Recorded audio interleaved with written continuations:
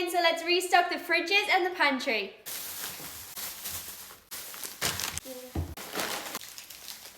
I find it so much easier to get everything out the bags first, and then I can see where it has to go.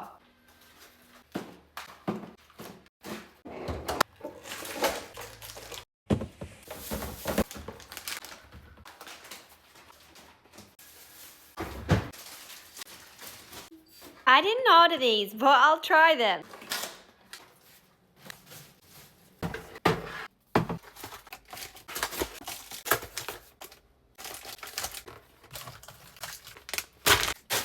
Your treat? Yeah. And this might be tight, but sometimes I buy like the family size packs and I split it into my own bags.